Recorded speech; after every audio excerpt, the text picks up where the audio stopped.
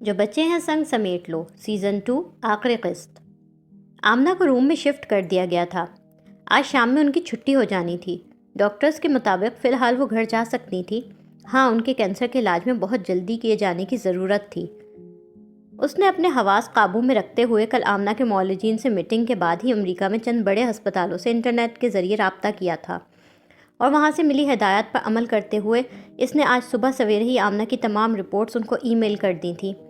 اس وقت وہ تینوں آمنہ کے پاس کمرے میں موجود تھے۔ آمنہ جاگی ہوئی تھیں۔ ان کی ایک طرف وہ بیٹھا تھا، دوسری طرف زین بیٹھا تھا۔ آمنہ باری باری ان دونوں کے چہروں کی طرف دیکھ رہی تھیں۔ بہت کمزور اور بہت بیمار نظر آ رہی تھیں۔ امو جان، آپ جلدی سے ٹھیک ہو جائیں۔ میں لیزا سے شادی کرنا چاہتا ہوں، جیسے آپ چاہیں گی بالکل اسی طرح۔ آپ جس فنکشن کے لیے کہیں گی میں وہ فنکشن رکھوں گا شادی پر۔ وہ مسکرا کر انہیں یقین دلا رہا تھا۔ آمنہ نے حیرت اور بے یقینی سے اسے دیکھا۔ لیزا اور محمود صاحب راضی ہیں شادی کے لیے سکندر؟ انہوں نے نقاہت بھری آواز میں بے یقینی سے پوچھا۔ سب راضی ہیں امو جان، بس آپ کا انتظار ہے۔ آپ جلدی سے طبیعت ٹھیک کر لیں تاکہ جلد از جلد یہ شادی ہو سکے۔ اس مرتبہ آمنہ کو یہ جواب زین نے دیا تھا۔ آمنہ نے پہلے زین کے مسکراتے ہوئے چہرے کی طرف دیکھا، پھر اسے دیکھا تھا۔ وہ زین کی بات کی تصدیق کے لیے مسکرا کر سر ہلا رہا تھا۔ وہ گاڑی کی چابی ہاتھ میں لیے پورچ میں آیا۔ اب تک اسے راستے یاد ہو گئے تھے، اس لیے وہ گاڑی خود چلا کر جانا چاہتا تھا۔ وہ باہر نکلا تو اسے پورچ میں زین گھر کے ملازمین کے ساتھ سیاہ گاڑی کے پاس کھڑا نظر آیا۔ علی بھی وہیں کھڑا تھا۔ پاس ٹوکرے میں پھول رکھے ہوئے تھے، بہت خوبصورت اور تازہ پھول۔ زین ملازمین کو ساتھ لگائے دلہا کی گاڑی سجا رہا تھا۔ وہ دوسری گاڑی کی طرف جا رہا تھا۔ زین نے اسے دیکھا، وہ اسے دیکھ کر مسکرایا۔ کیسی لگ رہی ہے گاڑی؟ گاڑی کا ایک حصہ پھولوں سے سج چکا تھا۔ زین اسی کو دیکھتا سکندر سے پوچھ رہا تھا۔ بہت خوبصورت۔ وہ زین کے پاس آ کر رک گیا۔ اس نے مسکرا کر تعریف کی۔ سکندر پاپا، آج آپ کی شادی ہے نا لیزا آنٹی کے ساتھ؟ علی کے معصومانہ سے انداز میں بولنے پر وہ ہنس پڑا۔ ہاں علی، آج تمہارے سکندر پاپا اور لیزا آنٹی کی شادی ہے۔ اس کے بجائے علی کو زین نے جواب دیا تھا۔ امو جان کو اسپتال سے آئے 5 دن گزر چکے تھے۔ وہ فی الحال مکمل بیڈ ریسٹ پر تھیں۔ ان کے اسپتال سے آتے ہی شہریار خان نے محمود خالد سے مل کر آنن فانن شادی اور ولیمے کا دل طے کر دیا تھا۔ آمنہ کے اسپتال سے گھر واپسی کے موقع پر وہ شہریار خان اور زین کے ساتھ اپنے گھر پر واپس آ گیا تھا۔ پورے 12 سال بعد اس کی خودداری، خود پسندی اور انا سے کہیں زیادہ قیمتی اس کی ماں کی زندگی تھی۔ اسے گھر میں قدم رکھتے ہوئے ایک پل کے لیے بھی یاد نہیں آیا تھا کہ وہ اپنے باپ کے گھر میں کبھی نہیں آنا چاہتا تھا۔ شادی کی تیاریاں بھاگ دوڑ کر شہریار خان اور زین نے کی تھیں۔ اس نے تو ان 5 دنوں میں آمنہ کو جلد از جلد علاج کے لیے امریکہ لے جانے کے سلسلے میں کوششیں کی تھیں۔ نکولس کا بڑا بھائی سان فرانسسکو میں ایک جانا مانا اور قابل سرجن تھا۔ اسی نے کسی بہت اچھے اور قابل سرجن کے بارے میں اسے بتایا تھا، جس کے علاج سے کینسر کے کئی مریض صحت یاب ہو چکے تھے۔ رپورٹس یہاں سے اس نے بھیجی تھی، وہاں اس قابل ڈاکٹر تک رسائی نکولس کے بھائی کی وجہ سے آسان ہوئی تھی۔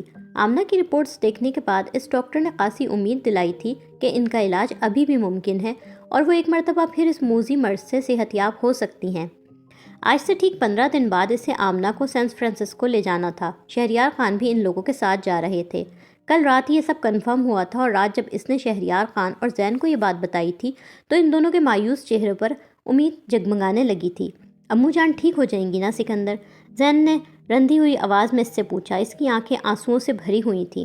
ہاں زین، انشاءاللہ امو جان بالکل ٹھیک ہو جائیں گی۔ ان کی آدھی بیماری تو کل مجھے اور لیزا کو شادی کرتے دیکھ کر دور ہو جائے گی، اور باقی بیماری اللہ ڈاکٹر کے ذریعے ٹھیک کرا دے گا۔ وہ نرم لہجے میں زین سے بولا۔ وہ زین کے پاس بیٹھ گیا۔ اس نے تسلی دینے کے لیے اس کے کندھے پر ہاتھ رکھا۔ انشاءاللہ۔ زین اس کی طرف محبت سے دیکھتے ہوئے بولا۔ زین کے اور اس کے بیچ گزرے ماہ و سال کی کوئی بات نہیں ہوئی تھی۔ بات ہوتی تھی تو صرف ماں کے متعلق۔ ان کی ماں وہ مرکز تھی جس کے گرد دونوں بھائی ایک ہی امید اور دعا کے ساتھ جمع تھے کہ ماں صحت یاب ہو جائے، ماں کے جسم سے ساری بیماری دور ہو جائے، ماں کے دل کا سارا غم مٹ جائے، ماں جو برسوں سے روتی رہی ہے اب اس کے لبوں پر صرف مسکراہٹیں ہوں اور دل میں صرف خوشیاں۔ تم کہیں جا رہے ہو؟ زین نے اس کے ہاتھ میں گاڑی کی چابی دیکھ کر پوچھا۔ ہاں، امو جان کی ایک دوا ختم ہو گئی ہے، وہ لینے جا رہا ہوں، سکندر قدرے سنجیدگی سے بولا۔ دوسری گاڑی کی طرف جانے کے لیے اس نے قدم اٹھائے تھے کہ علی نے جلدی سے آ کر بڑھ کر اس سے کہا، سکندر پاپا میں بھی آپ کے ساتھ چلوں؟ سکندر رک گیا۔ اس نے مسکرا کر علی کو دیکھا۔ آ جاؤ علی۔ سکندر کے چہرے پر بھتیجے کے لیے والہانہ چاہت تھی۔ علی بھاگتا ہوا سکندر کے پاس گیا۔ سکندر نے بے ساختہ آگے آ کر اسے گود میں اٹھا لیا اور اس کے گالوں پر پیار کیا۔ وہ خاموشی سے بھائی اور بیٹے کو دیکھ رہا تھا۔ ان چند دنوں میں علی سکندر سے بہت مانوس ہو گیا تھا۔ سکندر کی ذہن سے ماں کی بیماری سے ہٹ کر کچھ زیادہ بات ہوتی تھی نہ نویرہ سے، صرف سلام دعا سے زیادہ کچھ بے تکلف گفتگو نہیں ہوتی تھی، مگر علی سے جیسے اس کی پکی دوستی ہو گئی تھی۔ آئس کریم کھلائیں گے سکندر پاپا؟ میں اپنے علی کو آئس کریم کھلاؤں گا۔ سکندر نے اسے گود میں لیے گاڑی کا دروازہ کھولا۔ دونوں تایا بھتیجے کی سالوں پرانی دوستی اور بے تکلفی نظر آ رہی تھی۔ اور چاکلیٹ بھی دلائیں گے؟ علی کی معصومانہ فرمائشیں جاری تھیں۔ چاکلیٹ بھی دلاؤں گا۔ سکندر نے اسے آگے اپنی برابر والی سیٹ پر بٹھا لیا۔ وہ بھائی اور بیٹے کو گاڑی میں ساتھ بیٹھ کر جاتا محبت سے دیکھ رہا تھا۔ وہ سکندر سے کہنا چاہتا تھا کہ وہ علی کو سے زیادہ اپنے ساتھ رکھا کرے۔ اس کی خواہش تھی، اس کی دعا تھی کہ علی بڑا ہو کر سکندر جیسا بنے، محبت کرنے والا، درگزر کرنے والا، معاف کر دینے والا، اعلیٰ ظرف رکھنے والا۔ اسے علی میں نہ تو ایک اور شہریار خان چاہیے تھا، نہ ایک اور زین شہریار۔ ان کے دادا جی، ان کے پاپا اور وہ خود انتہا پسند لوگ تھے، جنونی اور پاگل لوگ تھے۔ نسل در نسل ان کے خاندان میں چلتا یہ پاگل پن اب ختم ہو جانا چاہیے تھا۔ جیسے سکندر نے ان کے خاندان میں چلی آتی انتہا پسندی اور خود پسندی نہیں لی، وہ چاہتا تھا علی بھی نہ لے۔ برسوں کی دوریاں اور فاصلے تھے، سب کچھ دوبارہ پہلے جیسا ہونے میں بہت وقت لگنا تھا۔ سکندر اسے گلے لگا سکے، وہ سکندر سے اپنے دل میں آئی یہ تمام بات کہہ سکے، یہ سب ممکن ہو پانے میں ابھی بہت وقت لگنا تھا۔ صدیوں کے فاصلے پل بھر میں تو نہیں سمٹ سکتے تھے۔ علی سے باتیں کرتے ہوئے، اس کی معصومانہ باتوں پر مسکراتے ہوئے سکندر نے گاڑی گیٹ سے باہر نکال لی تھی۔ وہ ٹکٹکی باندھے اسی طرف دیکھے جا رہا تھا۔ سکندر سے دوری اور فاصلے کے سبب وہ بہت کچھ جو وہ کہنا چاہتا تھا نہیں کہہ پا رہا تھا، مگر نویرہ سے تو وہ سب کچھ کہہ سکتا تھا جو وہ اس سے سننے کی منتظر ہے۔ گزشتہ کئی دن پہلے سکندر کی پریشانی اور پھر ماں کی بیماری کی بھاگ دوڑ میں گزرے تھے۔ اسے سکون سے بیٹھ کر نویرہ سے بات کرنے کی مہلت تک نہ ملی تھی، مگر اس پریشانی اور بھاگ دوڑ میں بھی اسے نظر آ رہا تھا کہ بظاہر امو جان اور گھر کے تمام افراد کا پہلے کی طرح خیال رکھتی نویرہ اس سے دور ہو گئی تھی، اس سے فاصلے پر چلی گئی تھی۔ اس کی آنکھوں میں ہر لمحہ ایک شکایت ہوتی تھی۔ اسے شادی کے ان گزرے برسوں میں اس نے یہ بات کبھی نہیں بتائی تھی کہ اس کی کبھی منگنی ہوئی تھی۔ مریم ان کی زندگیوں میں کسی طوفان کی طرح واپس آ گئی تھی۔ جس شوہر کو وہ بلا شرکت غیر اپنا سمجھتی تھی، کیا وہ ماضی میں کسی کی محبت میں بھی مبتلا رہ چکا تھا؟ اور وہ محبت اتنی زوراور تھی کہ اس نے اپنے سگے بھائی تک کو پورے 12 سال کے لیے چھوڑ رکھا تھا۔ اسے نویرہ کے دل کی بدگمانیاں اور ناراضگیاں دور کرنی تھی۔ محبت تو وہ اس سے کرتا ہے نا، تو کیا حرج ہے اگر وہ نویرہ کے دل سے بدگمانی مٹانے کو یہ کہہ دے کہ 12 سال پہلے اسے محبت اور پسندیدگی میں فرق کرنا نہیں آیا تھا۔ مریم اپنی غیر معمولی ذہانت اور بے تحاشا حسن کی وجہ سے اسے پسند آ گئی تھی، تب وہ پسندیدگی کو محبت سمجھ بیٹھا تھا۔ اگر اس کا یہ جھوٹ نویرہ کے دل کو خوشی دے دیتا ہے، اسے پھر سے اس کے نزدیک لے کر آتا ہے، تو وہ اس جھوٹ کو جائز سمجھتا تھا۔ سکندر کی شادی کے دن جبکہ ان کے گھر میں خوشیاں بکھری ہوئی تھیں، اس سے اچھا موقع اور کون سا ہو سکتا تھا نویرہ سے یہ سب کہنے کے لیے۔ اس نے گاڑی کی سجاوٹ کا بقیہ کام نوکروں کو سمجھایا اور خود گھر کے اندر جانے کے لیے مڑ گیا۔ یہ سکندر اور لیزا کے ولیمے کی رات تھی۔ کل بہت دھوم دھام سے ان دونوں کی شادی ہو چکی تھی۔ اس کی ماں کی خواہش کے مطابق اس کی بارات باپ کے گھر سے گئی تھی۔ آمنہ دلہا کی گاڑی میں اس کے ساتھ بیٹھی تھی، علی شہبالہ بنا تھا۔ گاڑی زین نے چلائی تھی، نویرہ بھی دلہا کی گاڑی میں ان کے ساتھ بیٹھی تھی۔ آمنہ نے شادی کے دن وہی ساڑی پہنی تھی جو لیزا کے لیے عروسی ملبوسات کی خریداری کے موقع پر اس نے انہیں دلوائی تھی۔ آمنہ بے تحاشا خوش تھیں، وہ کسی پل خوشی سے رو پڑتیں اور اگلے ہی پل کھلکھلا کر ہنسنے لگتیں۔ انہوں نے شادی اور ولیمے کی تقریبات میں ویل چیئر پر شرکت کی تھی۔ برسوں کی آبلا پائی کے بعد یہ خوشی اللہ نے انہیں دکھائی تھی۔ ان کی فیملی اکٹھا تھی، وہ سب ایک ساتھ تھے۔ ان کا ایک بیٹا ان کی دائیں طرف تھا، دوسرا بائیں طرف۔ وہ اپنے بچوں کو اپنی نگاہوں کے سامنے دیکھ کر جیسے پھر سے جی اٹھی تھیں۔ بیماری تو اللہ کے حکم سے آپریشن، علاج اور دواؤں کے ذریعے ہی ان کے جسم سے باہر نکلنی تھی، مگر اتنا اب اسے یقین تھا کہ اس کی امو جان اب اپنی بیماری سے لڑیں گی، ان کے اندر زندہ رہنے کی امنگ پھر سے پیدا ہوگی۔ وہ زندہ رہنے کے لیے امنگ ہی انہیں اپنی بیماری سے لڑنے میں مدد دے گی۔ شادی کے تحفے کے طور پر آمنہ نے اسے اور لیزا کو ہنی مون کے لیے اٹلی کا ریٹرن ٹکٹ دیا تھا۔ ماں کی بیماری کے اس مشکل موقع پر نہ اس کا دل تھا نہ ہی لیزا کا دل تھا، مگر آمنہ کا اصرار تھا کہ وہ دونوں جائیں۔ ابھی ان لوگوں کے امریکہ جانے میں 2 ہفتے باقی ہیں، تو کیا حرج ہے اگر 1 ہفتہ وہ اٹلی لیزا کے ساتھ گزار آئے۔ وہ جانتا تھا اس کی ماں اس کی زندگیوں کو خوشیوں سے بھرا ہوا دیکھنا چاہتی تھی۔ ماں کے دل کو خوشی دینے ہی اس نے لیزا کے ساتھ جانے کا فیصلہ کر لیا۔ ولیمہ والی رات ہی ان دونوں کی فلائٹ تھی۔ نینی بھی ان لوگ کی شادی میں شرکت کے لیے بطور خاص پاکستان آئی ہوئی تھی۔ شادی کی تقریبات میں شرکت کر کے آج رات انہیں بھی ان دونوں کے ساتھ ہی روم واپس چلے جانا تھا۔ سب لوگ انہیں ایئرپورٹ چھوڑنے کے لیے آئے ہوئے تھے، شہریار خان، آمنہ، زین، نویرہ، علی، محمود، خالد اور عائشہ۔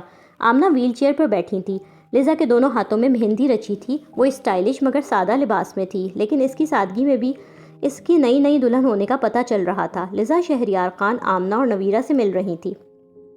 شہریار خان نے اس کے سر پر ہاتھ پھیر کر دعائیں دیں۔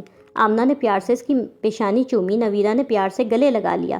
علی سکندر کی گود میں چڑھا ہوا تھا، اس کی سکندر سے بے تکلفانہ اور دوستانہ انداز میں باتیں ہو رہی تھیں۔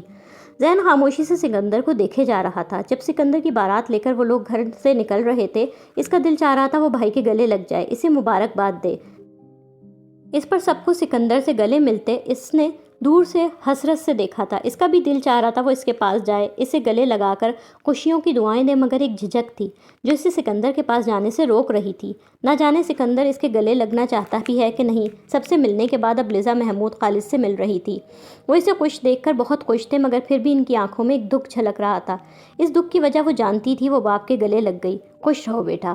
اسے گلے لگا کر پیار کرتے ہوئے انہوں نے دعا دی تھی، اپنا خیال رکھیے گا پاپا۔ باپ کا دکھ محسوس کر کے اس کی آنکھیں بھر آئی تھیں۔ تم نے مریم کو فون کیا تھا؟ چند لمحوں بعد بہت دھیمی آواز میں انہوں نے اس سے پوچھا۔ اب وہ باپ کے ہاتھ تھامے ان کے پاس کھڑی تھی۔ اس نے سر نفی میں ہلا دیا۔ میں نے بہت کوشش کی پاپا، مگر ابھی خود میں اتنا ظرف پیدا نہیں کر سکی کہ اس سے مل سکوں، اس سے بات کر سکوں۔ اگلی بار پاکستان آؤں گی تو اس سے ضرور ملوں گی۔ ہے تو وہ میری بہن نا پاپا، اسے زندگی بھر کے لیے چھوڑ تو نہیں سکوں گی۔ محبت نہیں رہی مگر خون کا رشتہ تو ہے نا پاپا۔ بولتے ہوئے اس کی آواز بھرا گئی تھی۔ سیم کے ایکسیڈنٹ کی اطلاع پا کر محمود خالد نے اسے بلایا تھا۔ وہ اور محمود خالد اسپتال میں سیم کے پاس موجود رہے تھے۔ جب تک وہ ہوش میں نہیں آئی تھی وہ وہاں موجود رہی تھی، مگر اس کے ہوش میں آتے ہی وہ وہاں سے چلی گئی تھی۔ اس کے ہوش میں آنے کے بعد وہ اس سے نہیں ملی تھی۔ اس کی فلائٹ کا وقت ہو رہا تھا، اب انہیں اندر چلے جانا تھا۔ نینی نے اس کے کندھے کے گرد ہاتھ رکھ کر جیسے تسلی دینی چاہی تھی۔ وہ لیزا اور محمود خالد کا دکھ محسوس کر رہی تھی۔ چلو لیزا، دیر ہو رہی ہے، وہ اس سے بولیں۔ سکندر بھی اب ماں، باپ، نویرہ، محمود خالد اور عائشہ سے مل رہا تھا۔ پاپا، امو جان کی ساری تیاری کروا دیجیے گا، میں اگلے ہفتے واپس آ جاؤں گا، فکر مت کرو، ساری تیاری ہو جائے گی، تم اور لیزا بس دل بھر کے گھومو پھرو، انجوائے کر کے آؤ، شہریار خان محبت اور شفقت سے بولے۔ اس نے زین کی طرف دیکھا، وہ اسے دیکھ کر مسکرایا تھا۔ وہ زین کے سامنے کھڑا تھا۔ اپنا خیال رکھنا سکندر، زین مسکرا کر بولا۔ وہ اب بھی بھائی کے گلے نہیں لگ سکا تھا۔ سکندر نے جواب میں کچھ کہنے کے بجائے اسے گلے لگا لیا، جیسے اس کے دل کی بات وہ اس کے کہے بغیر بھی جان گیا تھا۔ تم بھی اپنا خیال رکھنا زین، وہ اسے گلے لگائے بولا۔ زین شہریار نے زندگی میں پہلی بار اپنے بڑے بھائی پر فخر کیا تھا، رشک کیا تھا، کسی نفرت یا حسد میں مبتلا ہو کر نہیں، مگر اسے رشک سے دیکھتے ہوئے یہ سوچا تھا کہ کاش وہ بھی سکندر جیسا ہوتا، اس کی طرح اعلیٰ ظرف اور درگزر کا حوصلہ رکھنے والا، اسی کی طرح محبتوں کا بنا لفظوں کے سمجھ لینے والا۔ وہ اپنے فلیٹ میں تنہا تھی، ساحل سمندر کے نزدیک۔ یہ فلیٹ کئی برس پہلے اس نے اس وقت خریدا تھا جب محمود خالد نے اپنی کچھ پراپرٹی ان دونوں بہنوں میں برابر تقسیم کی تھی۔ تب لیزا نے روم میں اور اس نے کراچی میں اپنے لیے فلیٹ خریدا تھا۔ اس کے فلیٹ کے لیونگ روم کی بڑی فرینچ ونڈوز سے سمندر کا خوبصورت منظر نظر آتا تھا۔ تب اس منظر کی دلچسپی سے محصور ہو کر اس نے یہ فلیٹ خریدا تھا۔ اب یہ منظر اس کے 24 گھنٹوں کا ساتھی تھا۔ وہ دن کے 24 گھنٹے یہاں ان کھڑکیوں کے سامنے ویل چیئر پر بیٹھ کر سمندر کو دیکھتے ہوئے گزار دیا کرتی تھی۔ اس خوفناک ایکسیڈنٹ میں اس کی جان بچ گئی تھی، کاش نہ بچی ہوتی، مگر اس کی قسمت میں بچ جانا اور معذور اور اپاہج ہو کر ویل چیئر پر آ جانا لکھا تھا۔ ہاشم کے کسی پیسے کو اس نے ہاتھ نہیں لگایا تھا، وہ اس کے تحفے میں دیے گھر میں بھی نہیں گئی تھی۔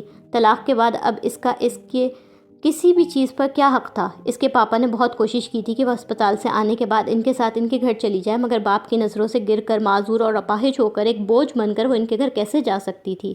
مریم ساری زندگی سر اٹھا کر زندہ رہی تھی، اسے ویل چیئر سے اٹھنے، بیٹھنے، لیٹنے، باتھ روم جانے، ہر چیز کے لیے مدد درکار ہوتی تھی۔ اس کام کے لیے اس نے میڈ رکھی ہوئی تھی۔ محمود خالد روز شام میں اس کے پاس آتے تھے، وہ چند گھنٹے اس کے پاس گزارتے تھے۔ اس دوران وہ دونوں ہی خاموش رہتے تھے، بہت بولنے، بہت چہکنے، بہت تیز سے زندگی کی دوڑ میں شامل۔ مریم بولنا ہی بھول گئی تھی، اس کے پاس لفظ گم ہو چکے تھے۔ اس کے اور اس کے باپ کے درمیان چند مختصر جملوں کا تبادلہ ہوتا تھا، جیسے آج اسے انہوں نے بتایا کہ لیزا اور سکندر ہنی مون کے لیے اٹلی گئے ہوئے ہیں۔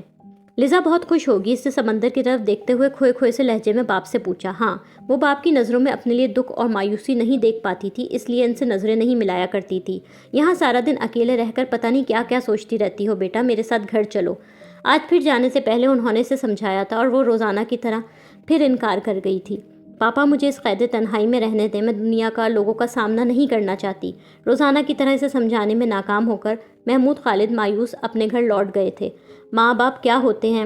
باپ کا دل دکھانے میں اس نے کوئی کسر نہیں چھوڑی تھی، مگر آج جو بلا ناغہ اس کے پاس آتا تھا، اسے ساتھ لے جانے کی کوشش کرتا تھا، اس کے لیے بہت پریشان رہا کرتا تھا، اور جو اسے معذور اپاہج دیکھ کر رویا کرتا تھا وہ اس کا باپ ہی تھا۔ وہ ان کی نظروں سے گر چکی تھی، پھر بھی انہوں نے اسے نہیں چھوڑا تھا، مگر باپ کی نظروں سے گر کر اس کے لیے جینا بہت دشوار ہو گیا تھا۔ ساری زندگی کبھی رک کر سوچا نہیں تھا کہ زندگی کے ہنگامے فرصت نہیں لینے دیتے تھے، آج سوچنے کے لیے فرصتیں ہی فرصتیں تھیں۔ سچا دوست زندگی میں کوئی بنایا نہیں تھا۔ جو ماسک لگے چہرے اور مصنوعی محبتیں اس نے اپنے گرد جمع کر رکھی تھیں، وہ اس کے ویل چیئر پر آتے ہی اس کا ساتھ چھوڑ گئی تھیں۔ Parties, workshops, conferences, seminars, charity shows, fund raising campaign, اب اس کے کسی بھی دوست کو ایسے کسی بھی موقع پر اس کی یاد نہیں آتی تھی۔ یہ سب کچھ ایک دم ہی اس کی زندگی سے باہر نکل گیا تھا۔ حاصل زندگی یہ تھا کہ اس کے پاس صرف ایک رشتہ بچا تھا، اس کا باپ، جو مجبور تھا آج بھی اس سے محبت کرنے پر۔ زندگی اسی طرح گزر رہی تھی کہ صبح سے شام اور شام سے رات یوں ہی خاموشی سے سمندر کو دیکھتے تمام ہو جایا کرتی تھی۔ وہ ہر روز سکندر کو بھی سوچتی تھی اور لزا کو بھی۔ سکندر کا خیال اسے پیروز بے چین رکھتا تھا۔ وہ شخص جسے اس نے چاہا تھا، وہ شخص جس نے اسے ٹھکرایا تھا، اور جس سے اپنے ٹھکرائے جانے کا بدلہ اس نے اسے اس کے گھر والوں کی نظروں سے گرا کر اور اس کے گھر سے نکلوا کر لیا تھا، جو اس نے 12 سال قبل سکندر کے ساتھ کیا تھا، آج وہی سب کچھ اس کے ساتھ ہو گیا تھا۔ سمندر اس سے باتیں کرتا تھا، سمندر اس سے بعض دفعہ بہت سچی اور کڑوی باتیں کہہ جاتا تھا۔ سمندر اسے کہتا تھا کہ جو کچھ اس کے ساتھ ہوا وہ خدا کا انصاف ہے۔ وہ اپنے باپ کی نظروں سے گر گئی تھی، اس کی بہن اسے عمر بھر کے لیے چھوڑ گئی تھی، اس کے شوہر نے اسے ذلتوں کے ساتھ اپنے گھر سے اور اپنی زندگی سے نکال دیا تھا۔ سمندر کہتا تھا اسے سکندر کی آہ لگی تھی۔ سکندر نے قبولیت کے کسی لمحے میں بڑے سچے دل سے اسے بددعا دی۔ تبھی تو اس سے مقدر میں اللہ نے موت نہیں، یہ معذوری والی زندگی لکھ دی۔ کسی کو اپنے آگے قاطر میں نہ لانے والی مریم کے ارد گرد سے اس کے تمام چاہنے والے، اس پر نثار ہونے والے رخصت ہو گئے تھے۔ وہ تنہا رہ گئی تھی۔ صبح سے رات تک اس کے پاس سوچے ہی سوچے ہوتی تھی۔ کسی پل پچھتاوے بھی ہوتے تھے۔ کاش وقت ایک بار پھر پیچھے کی طرف چلا جائے، کاش اب کی بار وہ سب کچھ کرے گی جو پاپا اس سے چاہتے ہیں۔ وہ ممی کا گھر خراب نہیں کروائے گی، وہ ممی کے شوہر کو اپنی طرف مائل نہیں کروائے گی، وہ پاپا کے پاس لندن چلی جائے گی، وہ اپنے اندر وہ سب خوبیاں پیدا کرے گی جو لزا میں ہیں۔ وہ لزا سے کہے گی وہ اس کی ذہانت لے لے، اس کا حسن لے لے، بدلے میں اپنا بہت عام اور معمولی ہونا اسے دے دے، اپنا بیوقوف ہونا اسے دے دے۔ کوئی اسے بیوقوف بنائے، اسے استعمال کرے تو اسے پتہ بھی نہ چلے، اپنا ایسا احمق اور سادہ ہونا اسے دے دے۔ اسے اس کے حسن اور ذہانت کے عوض محمود خالد اور سکندر شہریار دے دے۔ جب وہ لزا جیسی ہوگی تو ملیں گے نا اسے محمود خالد اور سکندر شہریار، ملیں گی نا اسے ان دونوں کی محبتیں اور ان دونوں کا ساتھ۔ کاش وہ مریم نہ ہوتی، کاش وہ لزا ہوتی۔ اسے حسن نہیں چاہیے، اسے ذہانت نہیں چاہیے، اسے لزا جیسا دل چاہیے۔ وہ لزا کیوں نہیں، وہ لزا جیسی کیوں نہیں؟ یہ اٹلی میں ان کا آخری دن تھا۔ ان 8 دنوں میں وہ دونوں نیپلز، فلورنس، ٹیوولی سب جگہ گئے تھے، جیسے تمام یادوں کو تازہ کر رہے ہوں۔ انہوں نے پہلے ساتھ گئی کوئی جگہ نہیں چھوڑی تھی۔ تب روم میں جو جگہیں وہ نہیں دیکھ پایا تھا، لزا نے اب اسے دکھا دی تھی۔ وہ لزا کے فلیٹ پر ہی ٹھہرے ہوئے تھے، جہاں نینی انہیں مزے مزے کے کھانے پکا کر کھلایا کرتی تھی۔ روبرٹو نے ان دونوں کو اپنے گھر دعوت پر بلایا تھا۔ وہ ان دونوں کی شادی پر بہت خوش تھا۔ مجھے لگتا ہی تھا کوئی چکر ہے تم دونوں کے بیچ۔ یہ لزا جس طرح تمہارے ایکسیڈنٹ پر پریشان ہوئی تھی، تمہیں اپنے گھر لے کر گئی تھی، میں تبھی سمجھ گیا تھا معاملہ گڑبڑ ہے۔ وہ ہنستے ہوئے ان دونوں سے بولا اور جواباً وہ قہقہہ لگا کر ہنس پڑا تھا۔ آج روم میں اس آخری دن وہ دونوں فاؤنٹین آئے ہوئے تھے۔ لزا بڑے اہتمام سے پینٹنگ کا سامان لے کر آئی تھی۔ وہ آج پینٹنگ بنانا چاہتی تھی۔ پھر پانی؟ اس نے مسکرا کر لزا سے پوچھا۔ ہاں پھر پانی سکندر، وہ شرارتی انداز میں ہنسی۔ ہاں میں بھول گیا تھا تمہیں پانی اور مجھ میں بہت کچھ ایک جیسا لگتا ہے۔ وہ دونوں فاؤنٹین کے نزدیک کھڑے تھے۔ ہمیشہ کی طرح وہاں سیاحوں کی بڑی تعداد موجود تھی۔ میں سکہ اچھالوں؟ سکندر نے اس سے پوچھا۔ لزا ایک طرف اپنا سامان سیٹ کر رہی تھی۔ اچھالو، وہ ہنس کر بولی۔ ٹھیک ہے میں سکہ اچھالتا ہوں، تم میری تصویر کھینچو۔ اس نے جیب سے والیٹ نکال کر ایک سکہ نکالا۔ کسی ٹورسٹ کی طرح کیمرہ اس کے گلے میں لٹکا ہوا تھا۔ اس نے وہ لزا کو پکڑایا۔ وہ بالکل صحیح انداز سے سکہ پکڑ کر کھڑا تھا۔ اس کی پشت فاؤنٹین کی طرف تھی، ہاتھ کندھے سے اونچا تھا اور اس نے مضبوطی سے سکہ پکڑ رکھا تھا۔ اس نے سکہ پانی میں اچھالا۔ لزا نے اس کی کئی تصویریں لیں۔ تصویریں لینے کے بعد وہ اس کے پاس آ گئی۔ تم نے کیا خواہش کی؟ بتا دوں؟ ہاں بتا دو۔ تم پینٹنگ، روما اور مجھے کبھی بھی نہ چھوڑو، یہ دعا کی ہے میں نے۔ وہ اس کی آنکھوں میں دیکھ کر بولا۔ اس کی آنکھوں میں چاہتوں کے 1000 رنگ جھلملا رہے تھے۔ لزا کھلکھلا کر ہنسی۔ جانتی ہو لزا، تمہارا روما مجھے کیوں پیارا ہے؟ اس نے لزا کا ہاتھ تھاما۔ کیوں؟ اس لیے کہ لزا کو اپنا روما بہت پیارا ہے۔ میں تمہارے ساتھ یہاں بار بار آنا چاہتا ہوں لزا۔ اور لزا اس کی آنکھوں میں اپنے لیے محبتیں ہی محبتیں پا رہی تھی۔ لائک، کامنٹس، شیئر کریں اور تازہ ترین اپڈیٹس کے لیے سبسکرائب کریں۔